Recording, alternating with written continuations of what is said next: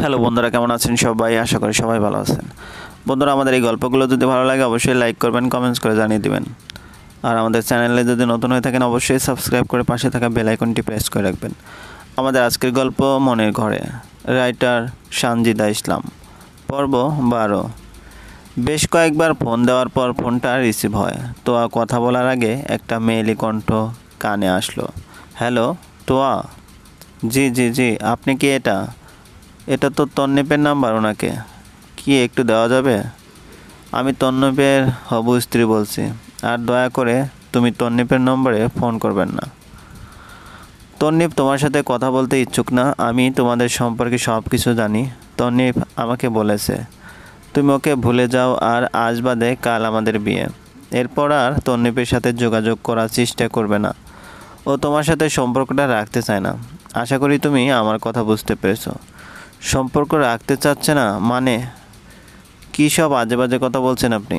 আপনি তন্নিপের ফোন কোথায় পেলেন? এক্ষুনি তন্নিপের কাছে ফোন দিন, আমি ওনার সাথে কথা বলবো। আরে অদ্ভুত মেয়ে তো। আমি এইমাত্র বললাম আমি তন্নিপের হবু স্ত্রী। সাথী ও তোমার সাথে কথা বলতে ইচ্ছুক না। ও তোমার সাথে সম্পর্ক রাখতে চাচ্ছে না, আর কখনো এই নাম্বারে ফোন করবে না, ঝাঁঝালো কণ্ঠে বলল। আমি বিশ্বাস করি না। আপনি বেশি কথা না বলে দয়া করে তন্নিপকে ফোনটা দিন তো। বেশ রেগে। আচ্ছা, তন্নিপ কি তোমাকে সত্যি কিছু বলেনি? দেখো তো, আমাদের বিয়ে ঠিক হয়েছে গত সপ্তাহে। আজ আমাদের গায়ে হলুদ আর আগামীকাল বিয়ে। তুমি প্লিজ আজে বাজে কথা বলা বন্ধ করো। তোমার সাথে আমার মিথ্যে বলে কী লাভ? আমি সত্যি বলছি। এটা হতে পারে না। তন্নিপ আমাকে ঠকাতে পারে না। আমি আপনাকে বিশ্বাস করি না। আমি তন্নিপের মুখ থেকে এই কথা শুনতে চাই। দেখো, তন্নিপ তোমার সাথে কথা বলতে চায় না। ওর কথা বলতে হবে। ও নিজে যদি আমায় বলে তাহলে আমি বিশ্বাস করব। আচ্ছা ঠিক আছে, অপেক্ষা করো, আমি ফোন দিচ্ছি। তোমার সারা শরীর কাঁপছে, প্রচুর কান্না পাচ্ছে।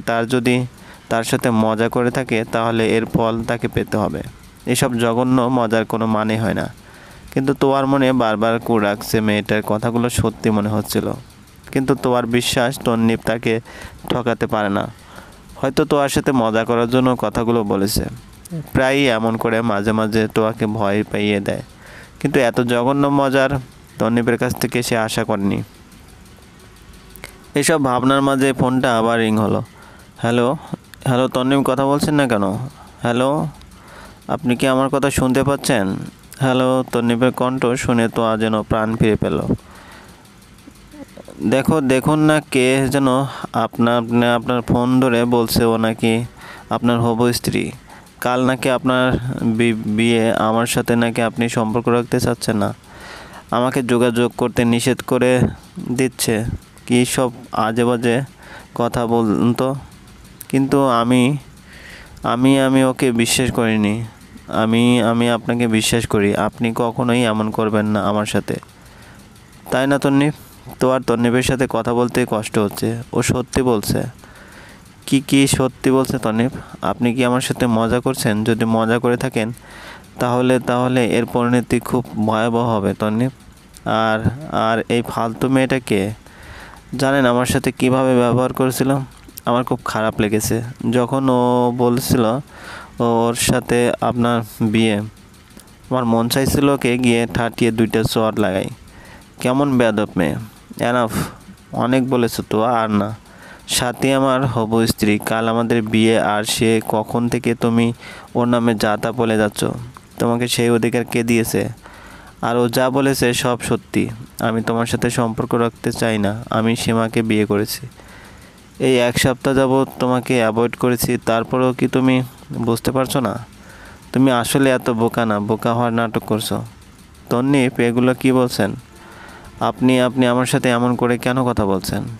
আমার খুব খুব কষ্ট হচ্ছে। আপনি আপনি আমাকে বিয়ে করতে চেয়েছেন, আমি রাজি।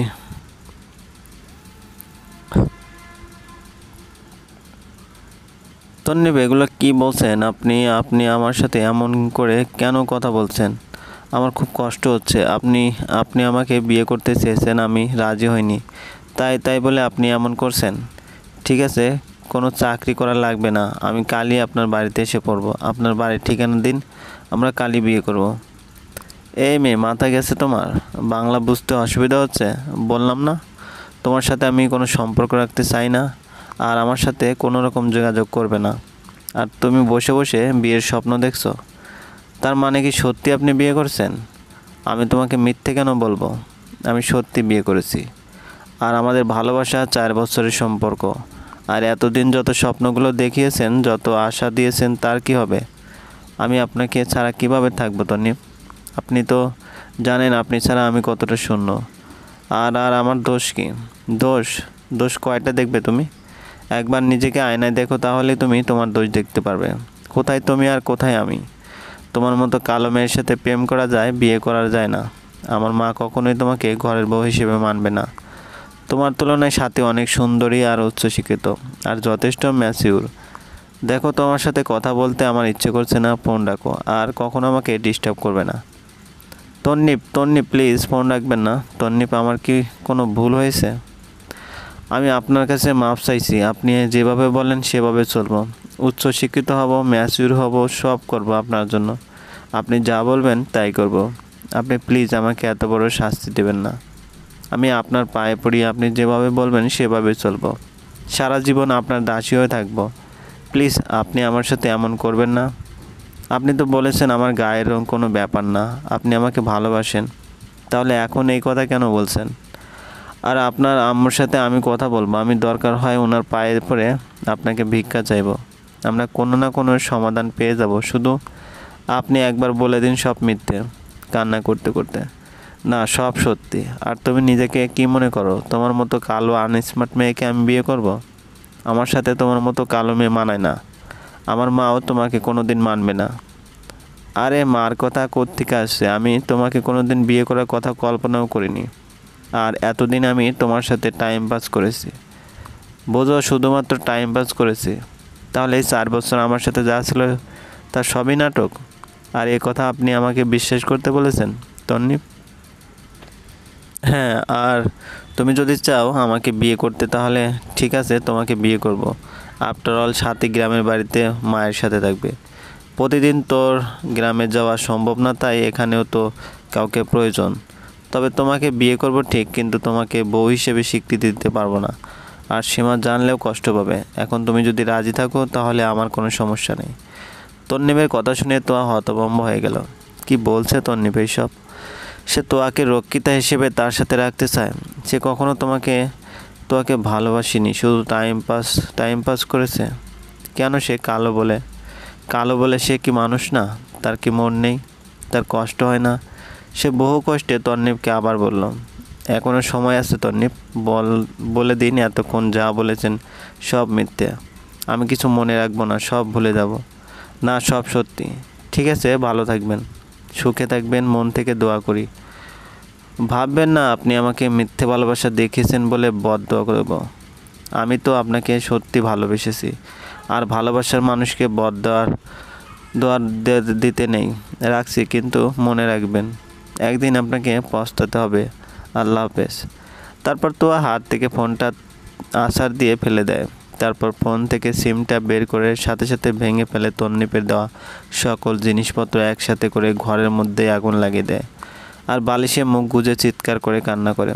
দুপুরে তোয়া খেতে আসেনি বলে ইতি তাকে ডাকতে যায়, কিন্তু তোয়া দরজা খুলে না। অবশেষে অনেক অনুরোধের পর দরজা খুলে তোয়া ইতির গায়ের উপরে ঢলে পড়ে। তোয়ার চেহারা দেখে ইতি ভয় পেয়ে যায়। বারবার জিজ্ঞেস করতে থাকে কি হয়েছে। তোয়া ইতিকে সবটা বলে দেয়। ইতির যেন বিশ্বাসই হচ্ছে না তন্নিপ এমন কাজ করবে। তারপর সেও তন্নিপের নাম্বারে ফোন দেয় কথা বলার জন্য। তোয়া বারবার নিষেধ করে, কিন্তু ইতি শোনে না। ইতি ফোন করে এইসব সত্যি কিনা জানতে চাইলে ইতিকেও অপমান করে ফোন রেখে দেয়। সময়ের সাথে সাথে কান্নার পরিমাণ কমলেও মনটা এখনও ক্ষত বিক্ষত হয়েই আছে। আর সে ক্ষত স্থানেও যেন তন্নিপের বসবাস। শত চেষ্টার পরেও তাকে মনের ঘর থেকে মুছে ফেলতে পারেনি তোয়া। হালকা ঝাঁকুনিতে তোয়ার ঘুম ভেঙে যায়। সে নিজের মাথা শ্রাবণের কাঁধে আবিষ্কার করে। গাড়িতে ওঠার পর কখন যে ঘুমিয়ে গেছে খেয়াল করেনি। তাছাড়া 2 দিনের ধকলে শরীরটাও ক্লান্ত। শ্রাবণের এক হাত তোয়ার হাতকে আঁকড়ে ধরেছে, আর এক হাত দিয়ে শ্রাবণ আলতো করে তোয়াকে জড়িয়ে রেখেছে যেন পড়ে না যায়। নিজেকে শ্রাবণের এত কাছে আবিষ্কার করে তোয়া বেশ লজ্জা পেল। সে তাড়াতাড়ি উঠে পড়লো। তোয়াকে নড়তে দেখে শ্রাবণ তাকে ছেড়ে দিল। তারপর মুচকে এসে জিজ্ঞেস করলো, ম্যামের ঘুম ভেঙেছে?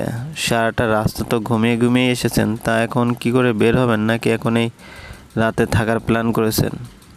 তো বাইরে তাকে দেখলো তারা পৌঁছে গেছে। শ্রাবণের মা আর বোন তোয়াকে বাড়ি থেকে বের করলো। তারপর কিছু নিয়মকানুন পালন করে শ্রাবণের ঘরে রেখে আসলো। অনেকেই তোয়াকে দেখতে এসেছে। কেউ কেউ তোয়ার প্রশংসা করলেও অনেকেই কালো বলে নানান ধরনের কথা বলছে। কিন্তু তোয়ার শাশুড়ি ছাড় দিচ্ছে না, উল্টো তোয়ার সাপোর্ট করছে। তোয়া নিজেকে খুব ভাগ্যবতী মনে করছে এমন একটা পরিবার পেয়ে। সে মনে মনে আল্লাহর কাছে শুকরিয়া করলো। আয়েশা বেগম তোয়ার চেহারা দেখে বুঝতে পারছে তোয়া বেশ ক্লান্ত, তাই সে সবাইকে রুম থেকে বেরিয়ে যেতে বলল আর যাওয়ার সময় তোয়াকে রেস্ট করতে বলে। হঠাৎ করে তোয়া তাকে ডাক দিল, মা। আয়েশা বেগম থেমে গেলেন। তারপর তোয়ার কাছে যাওয়ার আগে তোয়া বিছানা থেকে উঠে তাকে জড়িয়ে ধরে কান্না করে দিল। এবার আয়েশা বেগম মুখ খুলল, ধুর পাগলি, কান্না করছিস কেন? বাবা মার জন্য খারাপ লাগছে? আবার কালই তো যাবি, শুধু শুধু মন খারাপ করিস না তো। ধন্যবাদ মা, আমার হয়ে কথা বলার জন্য, আমার সাপোর্ট করার জন্য। আমি ভাবতে পারিনি আমি এখানে আরেকটা মা পাবো। পাগলি মেয়ে বলে কি, এইমাত্র না আমাকে মা বললি? তাহলে মানুষ তোকে কটু কথা বলবে আর আমি মা হয়ে তা সহ্য করব? তা কিভাবে হয়? কিন্তু তোকে সাপোর্ট করার জন্য আমি তো সারা জীবন থাকতে পারবো না। তোর নিজের জবাব নিজেকে দিতে হবে, স্ট্রং হতে হবে। যত চুপ করে থাকবি ততই মানুষ কথা বলার সাহস পাবে। অনেক কথা হয়েছে, এবার রেস্ট নে। আমি খাবার পাঠিয়ে দিচ্ছি, কিছুই তো খাওয়া হয়নি। মনে হয় যেভাবে কান্না করছিলে মনে হচ্ছিল আমরা তোকে এখানে এনে নির্যাতন করব। শাশুড়ির কথা শুনে তোয়া হেসে ফেলল। এই তো আমার মেয়েকে কত সুন্দর লাগছে। তুই অপেক্ষা কর, আমি খাবার পাঠিয়ে দিচ্ছি। তো মাথা নেড়ে সায় দিল। এমনিতেই সারাদিন কিছু খাওয়া হয়নি, তার উপর কান্নার কারণে শরীরটাও দুর্বল হয়ে গেছে আর ক্ষুধাও লেগেছে। কিছুক্ষণ পর শ্রাবণ খাবার হাতে নিয়ে ঘরে ঢুকলো, কিন্তু ঘরে কোথাও তোয়া নেই। এতটুকু সময়ের মধ্যে কোথাও গেল মেয়েটা। সে ওয়াশরুম চেক করলো, তারপর বারান্দায় গিয়ে দেখলো তোয়া আকাশের দিকে তাকিয়ে কী জন্য বলছে। চোখে পানি, কিন্তু মুখে তাচ্ছিল্যের হাসি লেগে আছে। চাঁদের আলোয় মেয়েটাকে কী অদ্ভুত সুন্দর লাগছে। শ্রাবণ মনে মনে প্রতিজ্ঞা করলো এই মেয়েটাকে আর কষ্ট পেতে দেবে না, তার ভালোবাসা দিয়ে সব কষ্ট দূর করে দেবে। ওই সুন্দর ঠোঁটে আবার হাসি ফিরিয়ে আনবে, কাজল কালো চোখে আর পানি পড়তে দেবে না। চলবে। গল্পটি ভালো লাগলে অবশ্যই লাইক করবেন আর কমেন্টস করে জানিয়ে দেবেন। আমাদের চ্যানেলে যদি নতুন হয়ে থাকেন অবশ্যই সাবস্ক্রাইব করে পাশে থাকা বেল আইকনটি প্রেস করে রাখবেন, যাতে নতুন নতুন ভিডিও আপলোড করার সাথে সাথে আপনার নোটিফিকেশনে চলে যায়। ধন্যবাদ, ভালো থাকবেন। কে ভুলে যাও আর আজ বাদে কাল আমাদের বিয়ে। এরপর আর তন্নিপের সাথে যোগাযোগ করার চেষ্টা করবে না। ও তোমার সাথে সম্পর্কটা রাখতে চায় না। আশা করি তুমি আমার কথা বুঝতে পেরেছো। সম্পর্ক রাখতে চাচ্ছে না মানে? কী সব আজে বাজে কথা বলছেন আপনি? আপনি তন্নিপের ফোন কোথায় পেলেন? এক্ষুনি তন্নিপের কাছে ফোন দিন, আমি ওনার সাথে কথা বলবো। আরে অদ্ভুত মেয়ে তো। আমি এইমাত্র বললাম আমি তন্নিপের হবু স্ত্রী, সাথী। ও তোমার সাথে কথা বলতে ইচ্ছুক না। ও তোমার সাথে সম্পর্ক রাখতে চাচ্ছে না আর কখনো এই নাম্বারে ফোন করবে না, ঝাঁঝালো কণ্ঠে বলল। আমি বিশ্বাস করি না। আপনি বেশি কথা না বলে দয়া করে তন্নিপকে ফোনটা দিন তো। বেশ রেগে। আচ্ছা, তন্নিপ কি তোমাকে সত্যি কিছু বলেনি? দেখো তো, আমাদের বিয়ে ঠিক হয়েছে গত সপ্তাহে। আজ আমাদের গায়ে হলুদ আর আগামীকাল বিয়ে। তুমি প্লিজ আজে বাজে কথা বলা বন্ধ করো। তোমার সাথে আমার মিথ্যে বলে কী লাভ? আমি সত্যি বলছি। এটা হতে পারে না। তন্নিপ আমাকে ঠকাতে পারে না। আমি আপনাকে বিশ্বাস করি না। আমি তন্নিপের মুখ থেকে এই কথা শুনতে চাই। দেখো, তন্নিপ তোমার সাথে কথা বলতে চায় না। ওর কথা বলতে হবে। ও নিজে যদি আমায় বলে তাহলে আমি বিশ্বাস করব। আচ্ছা ঠিক আছে, অপেক্ষা করো, আমি ফোন দিচ্ছি। তোমার সারা শরীর কাঁপছে, প্রচুর কান্না পাচ্ছে। যদি তার সাথে মজা করে থাকে তাহলে এর ফল তাকে পেতে হবে। এসব জঘন্য মজার কোনো মানে হয় না। কিন্তু তোমার মনে বারবার কু রাখছে মেয়েটার কথাগুলো সত্যি মনে হচ্ছিল। কিন্তু তোমার বিশ্বাস তন্নিপ তাকে ঠকাতে পারে না। হয়তো তোমার সাথে মজা করার জন্য কথাগুলো বলেছে। প্রায়ই এমন করে মাঝে মাঝে তোমাকে ভয় পাইয়ে দেয়। কিন্তু এত জঘন্য মজার তন্নিপের কাছ থেকে সে আশা করেনি। এসব ভাবনার মাঝে ফোনটা